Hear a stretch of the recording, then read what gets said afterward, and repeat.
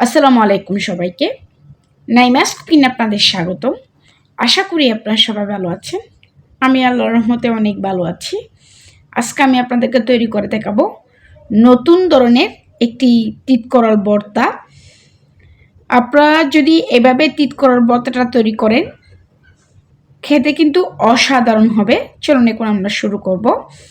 ভর্তাটি তৈরি করার জন্য এখানে একটি আমি করলাকে পাতলা পাতলা করে কেটে নিয়েছি, এরপর ধুয়ে পানি সরতে দিয়েছি। এখানে 2টা আলু, এগুলোকেও চিকন চিকন করে কেটে পানি সরতে দিয়েছি চাটনির মধ্যে। এগুলো এখন ডুবা তেলে ভাজতে হবে, সেই জন্য একটি কড়ার মধ্যে আমি বেশ কিছু তেল দিয়ে দিয়েছি, তার মধ্যে কিছু করলাও দিয়ে দিয়েছি, দিয়ে 2-1 মিনিট ভেজে নিচ্ছি। এগুলো ভাজা হয়ে গেছে, এগুলো উঠিয়ে নিচ্ছি। সেমভাবে সবগুলো করলা ভেজে নিয়েছি। এখন আমি আলুগুলোকেও সেমভাবে ভেজে নিব লাল লাল করে। এই আলুগুলো ভাজা হয়ে গেছে, এগুলো উঠিয়ে নিচ্ছি। সেমভাবে সবগুলো আলুও ভেজে নিয়েছি। এখানে কয়েকটা শুকনো মরিচ আমি এগুলোকেও ভেজে নিচ্ছি তেলের মধ্যে। 3টা রসুনের কোয়া দিলাম, এগুলোকেও ভেজে নিলাম। এখন বেশ কিছু পেঁয়াজ দিয়ে দিয়েছি। পেঁয়াজ কুচিগুলোকেও ভেজে পেঁয়াজ বেরেস্তা করে নিব।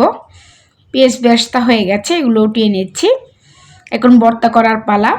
এখন দিয়ে দিচ্ছি স্বাদ মতো লবণ। প্রথমে শুকনো মরিচগুলোর মধ্যে লবণ দিয়ে হাত দিয়ে ভালোভাবে কষিয়ে নিচ্ছি।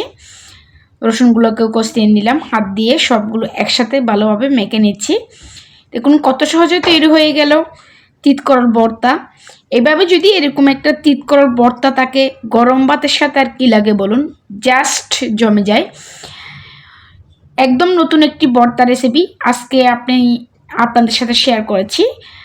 যদি আশা করি আপনারা বাসায় ট্রাই করেন তাহলে বুঝতে পারবেন এই ভর্তাটি খেতে অসাধারণ অসাধারণ। আশা করি আজকের রেসিপিটি আপনাদের ভালো লেগেছে। আশা করি আপনারা বাসায় ট্রাই করবেন। যদি আমার এরকম সহজ রেসিপিগুলো আপনাদের ভালো লেগে থাকে তাহলে অবশ্যই আমার চ্যানেলটি সাবস্ক্রাইব করবেন, পাশের নোটিফিকেশন বেলটি অন করে রাখবেন। যখন আমি নতুন কোনো ভিডিও আপলোড করব তখন সাথে সাথে আপনাদের কাছে নোটিফিকেশনটি পৌঁছে যাবে। অবশ্যই আমার ভিডিওতে একটি লাইক করবেন। কোনো প্রশ্ন থাকলে আপনারা আমাকে কমেন্টস করে জানাতে পারেন। সবাই ভালো থাকবেন, সুস্থ থাকবেন, আমার জন্য দোয়া করবেন।